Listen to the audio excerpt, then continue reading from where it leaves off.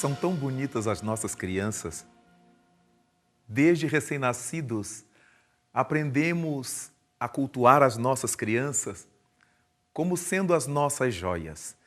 Nossas crianças, de fato, merecem essa assistência, esse carinho, essa atenção. Mas é curioso perceber que muitas vezes, desde cedo, muito cedo, elas apresentam uns medos, os temores. E muito dificilmente nós nos damos conta desses medos, desses temores, o porquê disso existir. Por que é que nossas crianças têm medo? Medos os mais variados. Há crianças que não ficam no quarto escuro de jeito nenhum. As mães precisam colocar aquelas lâmpadazinhas de baixa intensidade para que a criança tenha a segurança de que estão no ambiente iluminado, ainda que parcamente. É muito interessante perceber isto, porque dentro das famílias são poucos os pais que dão atenção a esses medos infantis. Muitas vezes atribuem que seja falta de vergonha da criança, que seja mimo demais da criança. Cada um diz uma coisa, mas pode ser que haja mimo, pode ser que haja a sem-vergonhice da criança para ficar junto com a mãe. No entanto, é importantíssimo que olhemos os medos da criança com um olhar mais psicológico. Por que é que ela tem medo? Se nunca lhe pusemos medo, se nunca impusemos medo aos nossos filhos, de onde é que vêm esses medos? Jamais lhes falamos alguma coisa que pudesse impor-lhe qualquer medo. Então vale a pena pensar que nossas crianças, nossos filhos, são espíritos. Sim, nossos filhos são espíritos. E como espíritos eles agem, como espíritos eles procedem. E porque nós somos espiritualistas e acreditamos que nossos filhos sejam espíritos, muitas vezes é necessário entender que eles vieram de alguma região espiritual para a Terra, para o nosso encontro. São almas ligadas a nós, de passado próximo ou de passado remoto, ou que estão no contato conosco por primeira vez, mas são espíritos. Muitas entidades espirituais ficam retidas nessas regiões do além durante muito tempo. Algumas atravessando dificuldades em função das vidas pretéritas, outras com menos problemas em função da vida passada. E, naturalmente, quando pensamos nisso, poderemos cogitar se esse medo expresso por nossa criança não vem dessas experiências no além, antes de que chegassem à Terra. E, deste modo, vale a pena que nós não imponhamos à criança essa resistência ao medo. Se por acaso ela estiver apresentando medo de escuridão, não lhe obriguemos a ficar no lugar escuro. Poderemos criar-lhe um trauma de difíceis consequências para o seu futuro. Será importantíssimo que nós trabalhemos para que ela fique bem. E como falamos, as mães colocarem uma lâmpadazinha de baixa intensidade para que a criança se sinta confortável. Às vezes ela acorda chorando e os pais imaginam que seja a manha para ir para a cama do casal. Pode ser que seja. Mas como não teremos certeza, enquanto essa certeza não tivermos, vamos atender a nossa criança. Não haverá nenhum problema que ela fique um pouco junto de nós.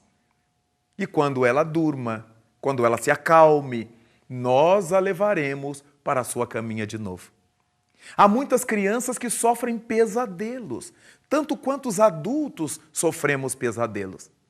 E desse modo, como elas não sabem dizer, elas poderão dizer que viram bichos, que viram monstros. E nós, se não tivermos essa sensibilidade, estaremos criando um problema muito mais sério, muito mais grave para os nossos filhos do que se nós estivermos lhe dando agasalho. Medos em crianças precisam ser analisados, porque, afinal de contas, nossos filhos são espíritos e, como espíritos, carregam as pressões do seu passado, de sua vida anterior a essa, ou de suas vidas anteriores a essa. E por causa dessa pressão, tudo pode acontecer. Antigos adversários que as acompanham, seres da família e que ela, não tendo consciência, poderá assustar-se ao vê-los no seu desprendimento pelo sono. Daí então, vamos conversar com a nossa criança. Trabalhar para que se lhe diminua a intensidade do medo. Mostrar para ela que não há razão de ter medo. Por quê? Porque ela está dentro de casa, junto do papai, junto da mamãe, junto aos irmãos. Mas não vamos menosprezar essa reação que a nossa criança possa apresentar de medo, de pavor, em muitas ocasiões. Afinal de contas, nós precisamos agasalhar com carinho os nossos filhos.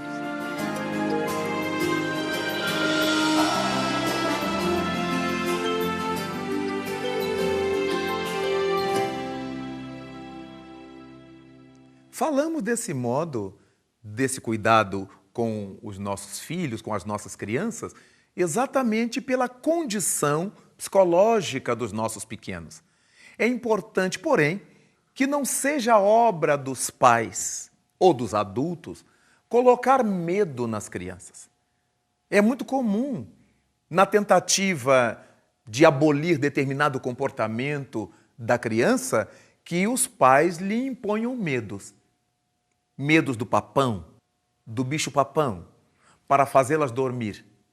Às vezes, as mães, com intenções as mais variadas, colocam nos seus filhos medos do velho, do guarda, da polícia, medo do preto, medo da mulher, medo completamente irracional.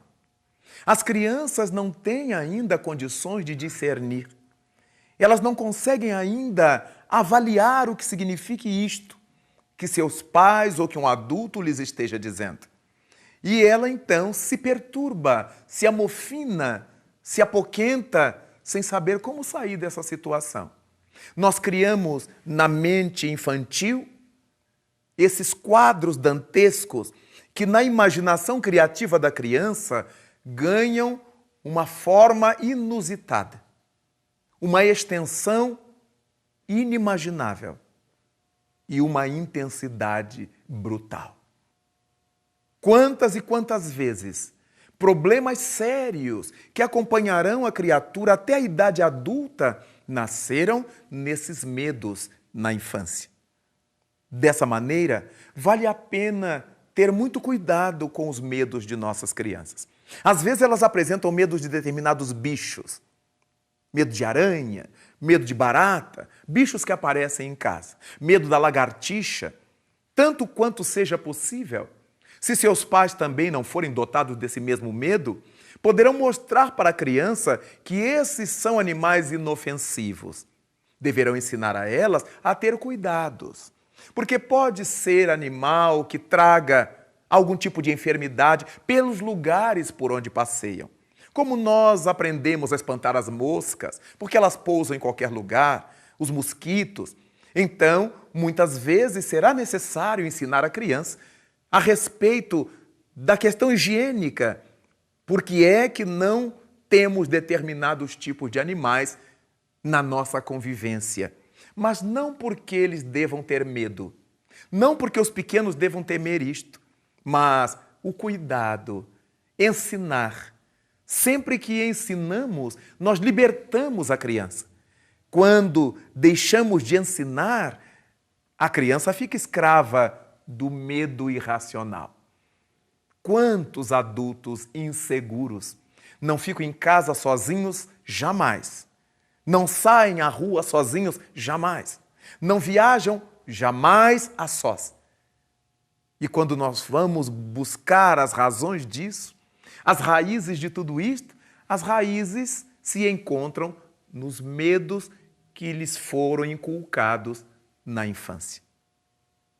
É tão importante uma vida sem medo, mas com cuidados.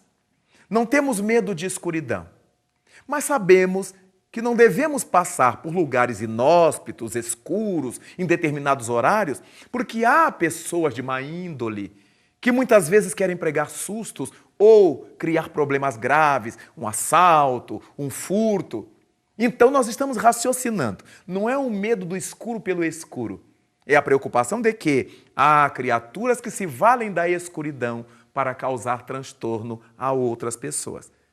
Não fugiremos de determinados insetos por causa do medo que tenhamos deles, mas por sabermos conscientemente o tipo de problemas que eles nos possam trazer.